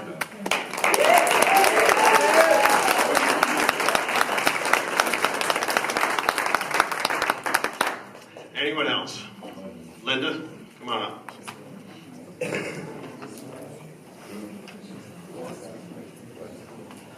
It gave you the numbers, right? Yes, I have enough. All right, good, because I forgot. Linda Sharkus, 400 4th Avenue. I have a couple questions, and unfortunately, we didn't have a chance to ask these when the man from H2M was here. But are there sufficient grease traps on the restaurants along the water? If we beef that up, will we improve the situation for I don't know who grease and- controls that, but I think it's either plumbing or Board of Health controls that. They all have to have them. They all have to have them. So. Okay, my second question is, with the increased occupancy at Marina Grill, considering it's not even season, we're having a sewage issue. Part of it because there are now 1,000 people there on a Saturday night using these facilities. Are the sewer lines insufficient for this amount of waste going on a regular basis? We used to have The only time we have a problem with that sewer line is the infiltration of rainwater, because normally, on a normal day, it flows fine. We have no problem, and I'm sure Mike Campbell can attest to that. We have a problem with somewhere along the line, there's a big infiltration of water when we get a heavy rain. And that's the problem that whether it's partially broken pipe or where it's coming from. Yeah, I don't even think it's coming from sub pumps, because it happens immediately when it's raining, and I don't even think that the groundwater has a chance to go down into people's basements. So, but, you know, I'm not an expert at it, but I think that I don't think Marina Grill has anything to do with it, because the main line flows down 8th Avenue, and it's way before the Marina Grill issue. But Mike, I would say Marina Grill has really nothing to do with it. We don't believe that has anything to do with it. It's nothing we're looking at. Yeah. We did. Mayor, I have some stats here, if I may. Okay. You know, the media made a big deal out of this all last week. And this is what I want the residents and our visitors to know. In 2017, 2018, the water was tested by the Monmouth County Health Department 37 occasions. Out of 37 occasions, we only had 4 results that were high. 4 results out of 2 years out of 37 occasions. And they happened after a significant rainfall, and they happened on a full moon or a new moon, which raises the water. You have to understand that this infiltration comes from not only heavy rainwater, but water, the geese, their droppings, everything flows into the sewer lines, everything empties into the river. So at the end of the day, that water quality is clean. I've gotten a lot of emails in regards to why we were telling people that the river wasn't safe. The river is safe. When we have significant rainfall and everything from our roadways, whether it be road salt, fertilizer, all our sewer lines, everything drains in that river, and it's not unique to Belmar. The entire surrounding municipalities of that body of water have problems with their infrastructure. So at the end of the day, 37 occasions was tested in 2 years, 2017, 2018. Only 4 occasions was it high. And immediately after the rainfall, after the tide moved out, the water quality came back. I have the stats. I'm going to meet with the Monmouth County Health Department and the DEP to let them know that we've done our due diligence to make sure that we know that our quality is there, because there's a scare tactic out there that the Shark River Beach has a problem. It does, but it's based on a totality of circumstances. I can assure you that has nothing to do with the Marina Grill, and we're diligently working on the problem with DEP, our engineers, and we're having a plan put together. I would rather err on the side of caution if we have to close the beach, because again, we want people safe. We'd rather err on the side of caution, make sure people are safe, so we gain control of that body of water, because that is very valuable to Belmar and the surrounding areas of Monmouth County. So we don't want anything to happen. Thank you. One last question. Having been at Marina Grill the weekend after the incident where the guy pushed the woman down, occupancy seems like the whole restaurant has changed into a nightclub. Are there any restrictions on their lease that precludes taking tables out to change the nature? Because we went for Brian Kirk and the Jerks, it was packed. The next weekend was also packed. Is this what we're up against comes the summer, that we're going to be facing another DJs on the river? I couldn't answer that question. I have to take a look at the restrictions on the lease and what the occupancy is. I mean, maybe the chief can answer those. I think it's more to do with the type of liquor license they have, and if they have to serve food, or if it's a bar without, I think... Occupancy is set by the fire officials. No, but alcohol, is it a restaurant serving alcohol, or is it a bar? It is both. They have a concessionaire license issued through the state, so they can serve alcohol at a bar as well as a restaurant. But can the bar outweigh the number of tables in the restaurant? The occupancy is set through the fire marshal, approved by an engineer. Mm-hmm. The moving of tables and to higher the occupancy, no, they can't do that. So all the tables on the north side of the restaurant were removed for these events. I don't know who showed up for the event, but it's not serving the normal purpose of being a restaurant. Well, they are a restaurant and they are a bar. They have a license that can allow that. Occupancy is set, does not change.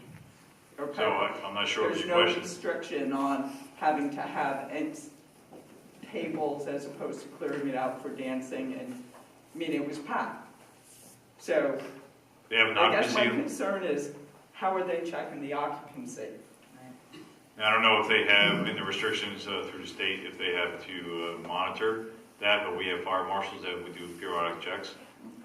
It's not just that establishment. We have occupancy compliances on every establishment with a liquor license throughout the town. So we work very good with our fire marshal to make sure that we stay within those guidelines. But the occupancy is the occupancy. So. Okay.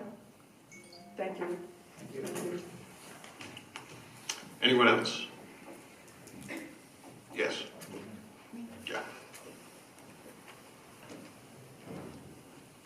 Good evening.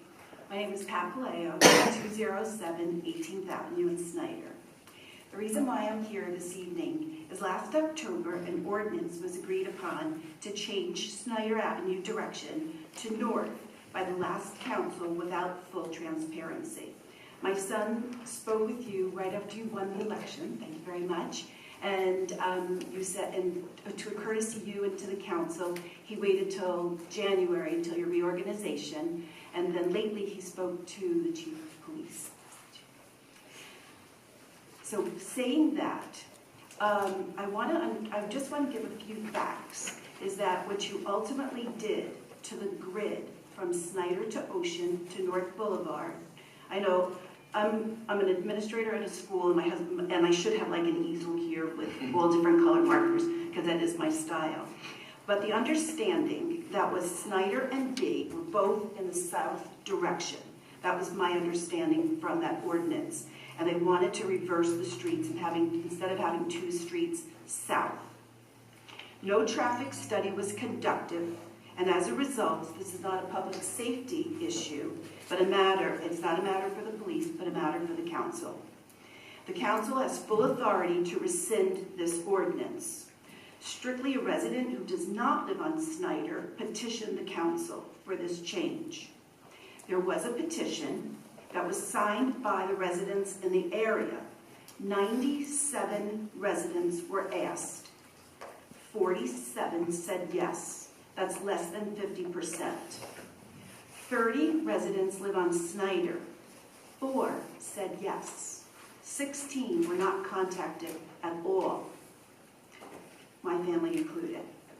Asking that the ordinance is rescinded, 50% of the people that are mostly affected and impacted were not reached. The result of this change, the past council has caused a major traffic circle grid. Anyone living on Snyder between 18th and North Boulevard must go 4 blocks out of their way to get to their own home. Higher volume of traffic has already increased on Snyder and 18th, especially on Snyder, because of this, and it's not even summer. I call it the battle of the parking, and that's what it's going to ensue. There's been a higher, because of this, there's a higher volume on 19th, Surf, and B. So in that entire grid, you've now created a traffic jam. You can't get in and out of that area. So I have a list of every scenario, and I'm not going to go on with them because it's so confusing, because A is north, B is south, east, west. However, if you're coming south on Ocean, and I usually went up 17th, on the weekends, I do not go past DJs, and understandably so. It's a traffic nightmare. There's foot traffic there, and there's a lot of cars going in and out. There's Ubers, there's taxis. We just don't go. I live there near there. This is not about DJs. It's just about a traffic and safety party. So when you come up 17th now, you can't make a left on Snyder. You have to go all the way up to 18th, where that little divider is, that little peninsula. And then you have to make a left on 18th. And everybody's like, where's she going? And then you have to go all the way back down to Snyder. Or you pass DJs and cause more traffic on a Saturday night after you've come from dinner, and you've got to go now to North Boulevard. Make a right on North Boulevard, you're increasing the traffic there, and now you're making a right on Snyder to come home. So it's just one big circle. The people on 19th, in order to leave 19th, they have to go up 19th to B. But the street from Snyder to B is very, very, very narrow. And it's very difficult to make the left there. It's difficult now to make the left there when traffic is parked on both sides. It's going to be impossible in the summer.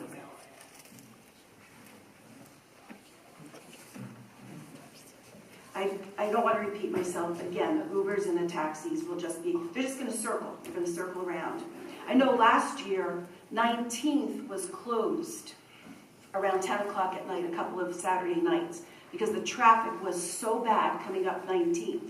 So if that's done again, there's no way. All we'll be doing is circling around, round and round, from 18 down to Ocean, down to North Boulevard, down to Snyder to get to anybody's house. I'm even thinking, I've been there all winter, and just every scenario I do coming out of the house, I'm writing it down. And it's really very, very hard.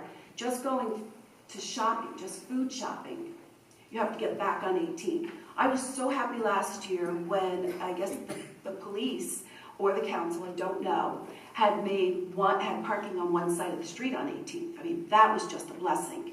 So that just really alleviated a lot of traffic. But by turning Snyder, you've now increased that traffic because that's the only way out. You're not going to take 17th because there's no light at the end of 17th to make the left on Main. So you're going to take 17th, you're going to go for pizza, but if you're going food shopping, you're going to take 18th to get over to the ShopRite. So again, it's just traffic. I'm appealing to your sensibility and your responsibility, and did not come with a petition. However, if that's what you want, it could be arranged. While this is not a public safety issue, it will quickly become one, and we have enough challenges in South Belmar. You could sign me up for the police watch. There's no logical value by adding the change to North. No resident should have to drive 4 blocks from Main Street to get to their house when you pass your driveway. Our house is the corner house on 18th and Snyder. And so right now, I'm sorry, I come down 18th, my husband yells at me, And I go down Snyder to get to my driveway because it's only, I don't know how many feet, but it's not much. We've been watching. I don't drive the black wall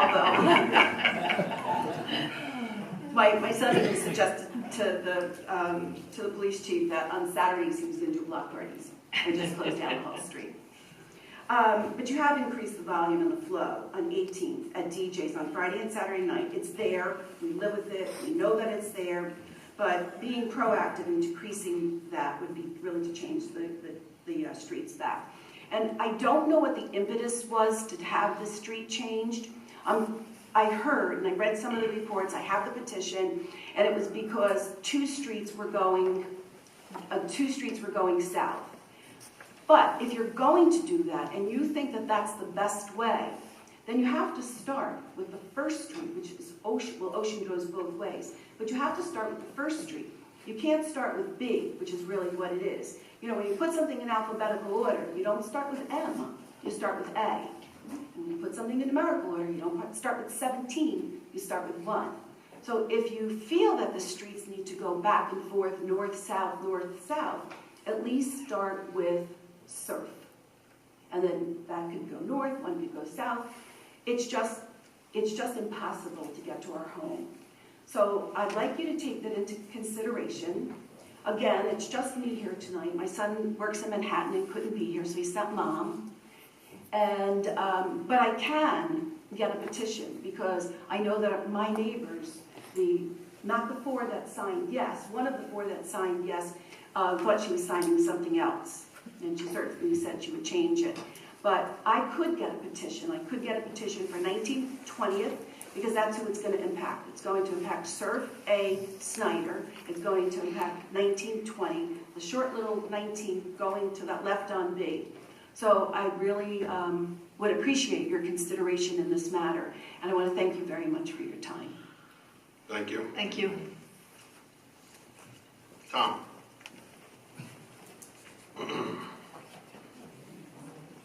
Tom Volker, 527 8th Avenue. You gonna talk about the skateboard? Oh, no. You want to see me disowned by my own grandson? Guess what? I'm for the program. But I do agree with you that the elephant in the room is supervision. And I'm glad that Ed's really got on that real fast. So I appreciate it. Yes, sir. Thank you. I'm wondering on the Shade Tree Commission if we have a program in town where if you take down a tree, you need to put up a tree somewhere in town. Do we have that? I'm not sure. I'd have to ask Councilmember Craig. I'm not aware of that. Well, if you did, it could help. I know whether it be the town or the builder or the homeowner, if they're taking down a tree, even if there was a designated somewhere else in town where you could plant the tree, if you consider that. Yeah, that's a good idea. The other question I have is how did we do with the meeting on state on the issue of we didn't cross a T or a dot an I and we're losing funding. Oh, on the could you comment on that? I'll let our attorney comment on that right now. We have a meeting scheduled, which we had it scheduled, I think, for last week, and it had to get put off by somebody at the commissioner's side of it. But we have a meeting scheduled now on May 1st with the commissioner of the DEP, Senator Singer, and a lot of the DEP types, as well as the Assistant Attorney General that we met with last time we talked about this. And we're going to meet with them. The mayor will be there, our engineer will be there. And we are moderately optimistic that we can get some good news. But the commissioner wouldn't call us to his office, I don't think, just to say no. So we're hoping that things might work. Okay, thank you. We need a little prayer. We should have some response by our first meeting in May. We should know something. Okay, thank you. Sure. Anyone else? Yes, Noreen.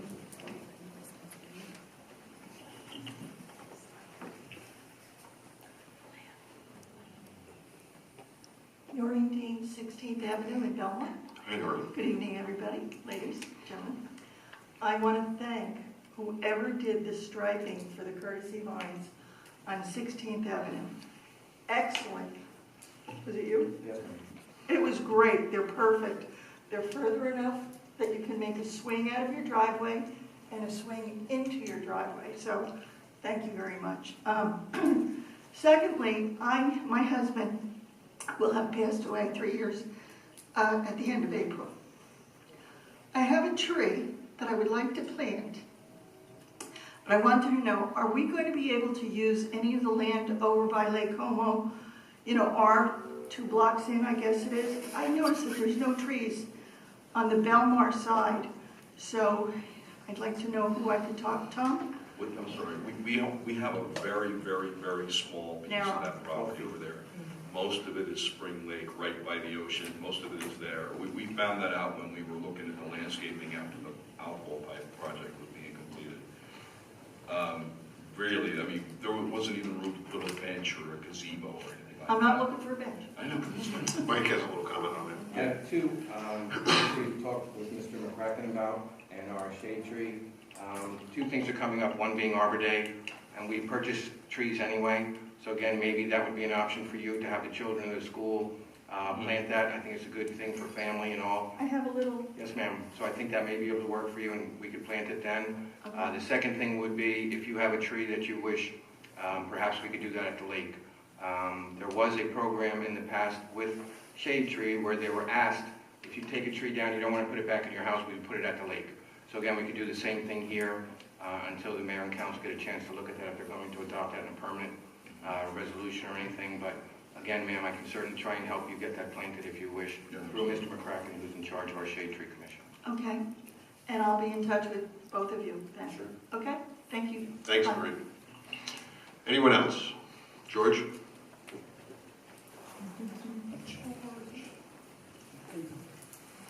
Hello, George Comatas, 111 3rd Avenue. I was hoping for Mr. Hines would show up. Franny Hines. Our autism benefit is the first Friday of May 3rd. It's $10 a ticket at DJ's. The food is great, and you're really supporting the best benefit. I think that the first day I shouldn't just say the whole town, but I mean, it's just a great benefit. Also on athletes, the Mayberry family is incredible. Nero Sterling, I think this is his 5th year, number 85 for the Jets. I don't know if he ever got anything, but great family, Mr. Sterling, Niall, Nicole. And the skate park, thank you. Mr. Campbell's done everything. We sealed it, we're picking up cement, and I talked to the band, he's a great person. I love Bob at the skate park, and and I love the children. I've taken at least 10 or 15 to the hospital. I hate when they get hurt. I ask them to wear helmets and they curse at me, but it's all good. But I love children, and I love skaters. I mean, like when Tony Hawk was skating in the White House. I mean, how can you beat something like that? But thank you. Appreciate All right, thanks, George. Bob?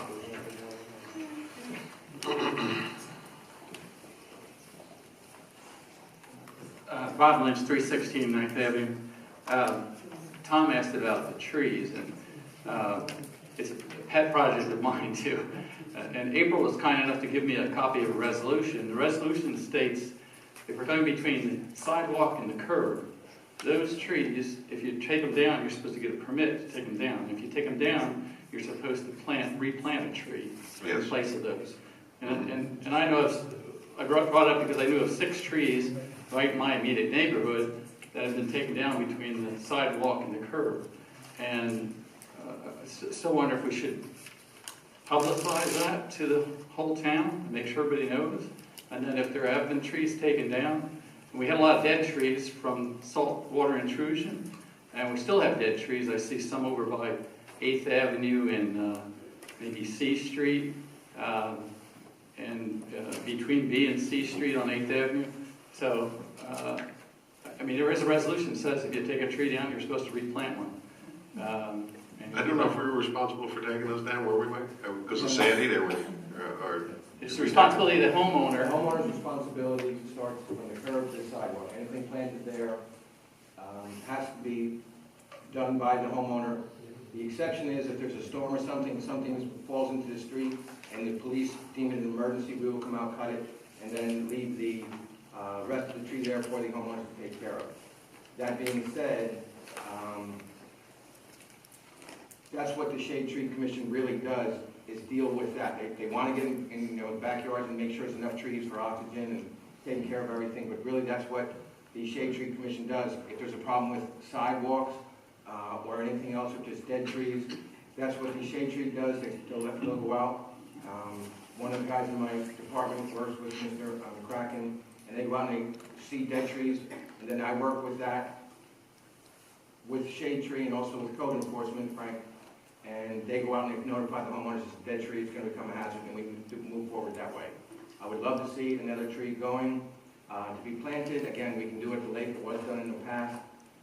So again, hopefully moving forward, we do make that more widely spread and more well known, and we can do that. But again, people do think they're waiting for the town to come out and take down that dead tree, but it is the homeowner's responsibility from the curb to the sidewalk, and then obviously on your property is your responsibility. Yeah, I think. So then they're supposed to replant that when Yeah, I think the distinction is like in your own yard, if you decide to take a tree down. Right. I don't think we have any control over that, but I do think, I mean, I miss the streetscape, of trees and shaded sidewalks and shaded streets, and there's a number of them that have happened since, Sandy, and they continue to happen. In some cases, it's when there's a new home construction, they tend to clear everything, and you're waiting for that tree to come back, and you don't see it come back. So you're saying there's a resolution that says if you take a tree down, There's you a resolution. need a permit? Yeah, there's a permit, it says $10 for the permit. That's within, right. That's if the tree's in the right of way. That's on borough property. On borough Right, property. curb and sidewalk.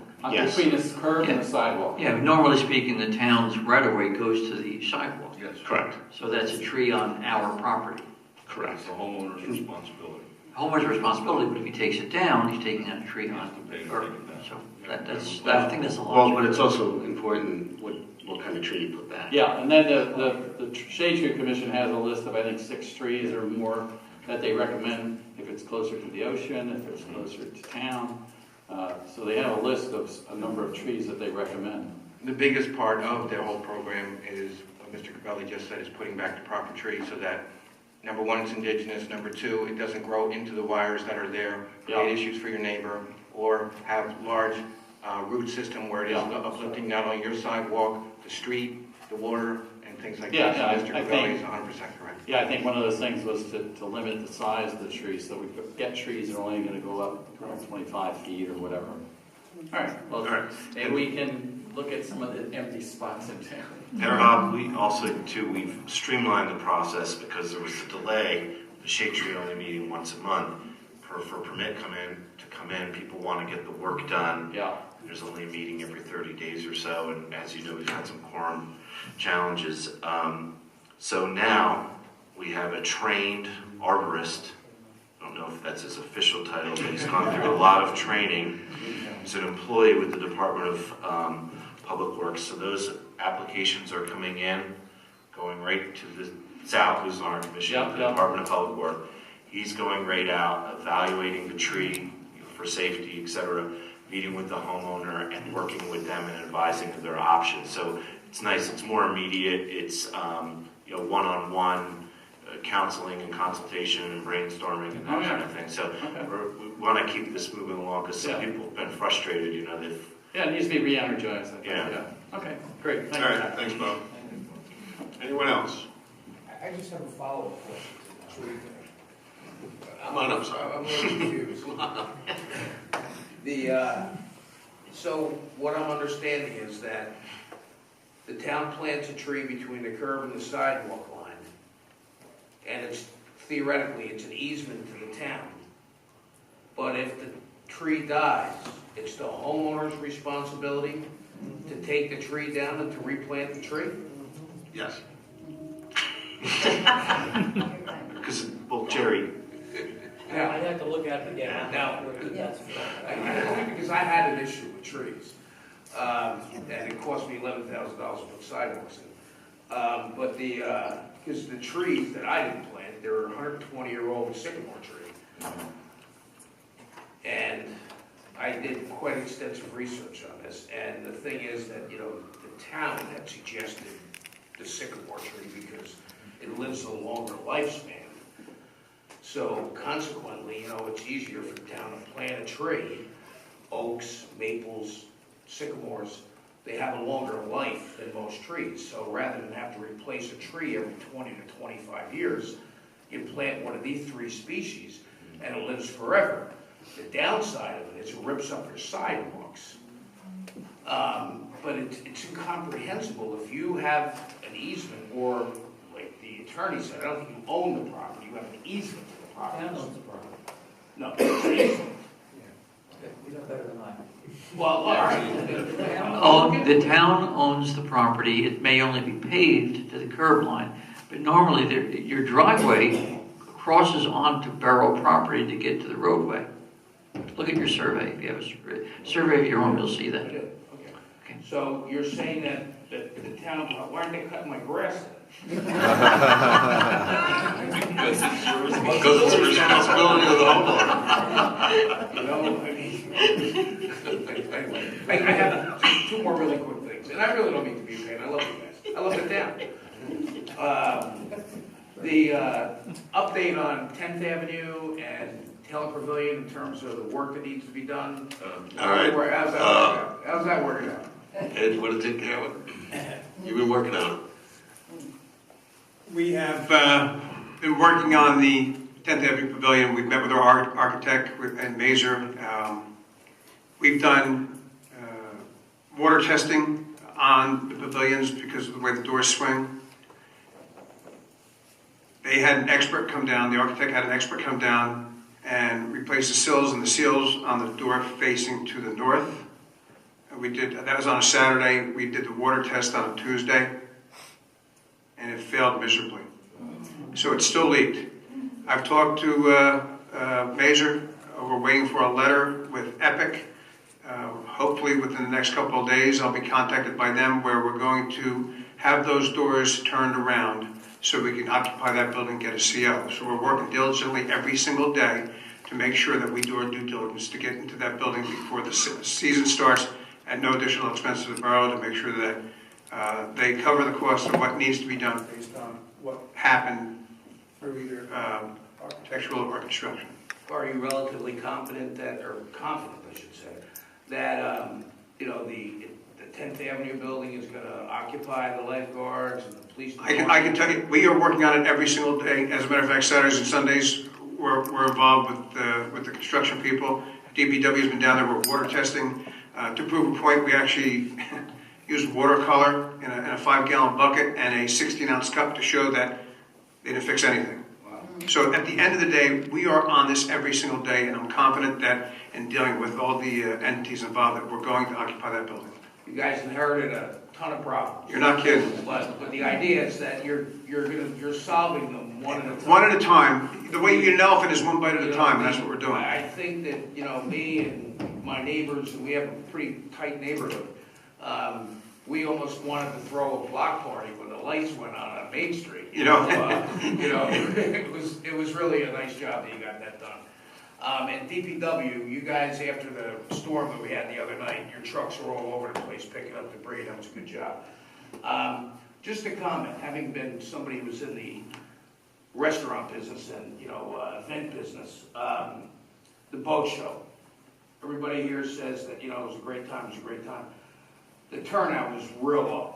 Oh, yeah. The effort, I shouldn't say that, the concept was great. Yeah. But I think from an advertising perspective, and I think from it being too inclusive to just the boating industry, wouldn't lure. I mean, my girlfriend could care less about a boat. But if she knew there were going to be vendors there and, some other things that would encourage her to come while I'm looking at a boat, that may have brought more people to it.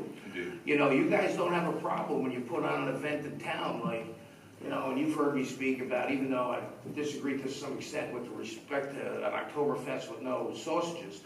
But, but the idea is that, anything, just to liven up, because there is some talk in town, from, some people that I've spoken to about it, that the reason why the food wasn't allowed there is because it kind of had Marina Grill associated with it. That the reason why it didn't become an event, because what it was a show, instead of it being an event. Yeah. And the reason why, and people are talking in town, oh, the reason why it wasn't an event, is because, oh, Marina Grill is, behind the whole thing. So I'm just letting you know what the scuttlebutt is, that's all. But I think if they made it into a boat show event, and then after that, properly advertised it, it could do some good for the town. With that said. Well, I just want to say that was put together in about 6 weeks. I wasn't really too much in favor of doing it this year, but the BBP thought it'd be a good idea to try a small boat show. And our goal was to try to fill up some slips, which it worked to a certain degree. We're having a post meeting on Monday morning to go through all the issues of it and figure out for next year what we'll have enough time to get the advertising, because to put something together like that in 6 weeks, it's not, you're going to have low turnout, there's no doubt. The problem we have with Marina Grill, and I'll tell you right up front, Marina Grill does not have anything to do with the boat show, but what they have in their lease is there is no other food concessions allowed in the marina of them. I mean, I heard of people, knowing people in So town. just to set the record straight, and I'm being out there with it, that's what the lease is. Because I know a couple people in town that are restaurant owners that thought they were allowed to go there, and then were ultimately turned away. And our administrator had to deal with each and every one of them. And I think what happens is, I think that type of boat show, or that type of event should support the businesses in town. Right. Whether it be the cookie shop or Brandel or Hojitos or whatever it is, but I think that, that it shows people who come in to look at a boat that, wow, look, Belmar has got a cuisine here. Exactly. So we're gonna work on it for next year. It was put together real quick. It was a little small boat show, and we're gonna look at all the logistics of it for next year. Maybe add some in water stuff, maybe some jet skis in water, and it's things that we're gonna work on to straighten out all these little issues that we had this year.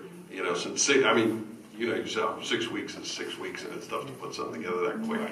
I do have one last question, and this is not for me. I thought that was the last one. One more. This isn't my question. This is a question that was asked of a friend that I'm presenting to you, and that is that I don't own a kayak, I don't own a sailboat, but I think some of the people in town are a little alarmed about the L Street situation and the fact that, it's time to pay up for your kayak, and not knowing whether the beach is going to be open or not. Whether, what there's any, procedure, or if there's any protocol, maybe I should use that word, in terms of how that's going to work going forward. You're going to still be able to launch your kayak or your canoe or anything else like that. What they don't want... No, the people who are renting spaces there. That's what I'm talking about. Okay. Yeah, you're going to still be... What the worry is that people that are diving underneath the water. That's the concern about the beach, pursuant to 2 years of testing where we only closed it 4 times for 37 active tests. We are error on the side of caution based on what we're doing right now. I'm hoping to have answers within the next, by the first week of May. You can still launch your kayaks. We're going to still have a boating season. We're going to still do what we have to do. The only thing is we're trying to err on the side of caution based on what we're learning on a daily basis in regards to the water inside the shark river itself and the testing procedure with the county. The county and the DEP are the ones that are calling us, wanting us to close down the waterways. We're coming back with the proof based on 37 active tests that the beach was only closed 4 times in the 2-year period. So they can tell us all they want what they want us to do, and we're going to comply to what the state regulations are. But we're also going to have issues if, in fact, it's not a fair analysis of what's going on there. So you can still launch your kayaks. We're still moving forward with our season. That makes sense. But we're going to have answers for the first week of May. And I guess the question I was asking is, if you have kids and you're leery about what the situation is,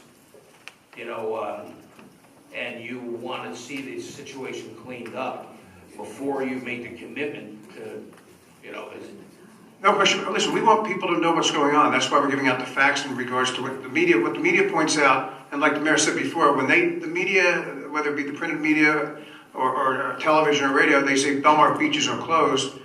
We're talking about the Shark River Beach right now that we're trying to make sure we clean it up, and we're taking every step with DPW or our engineers. So we're going to have more answers hopefully the first week of May once we get those pumps maintained on the 26th of April. So, like I said, that's another project every single day we're working on. This problem has been here for years, and they're pushing us now.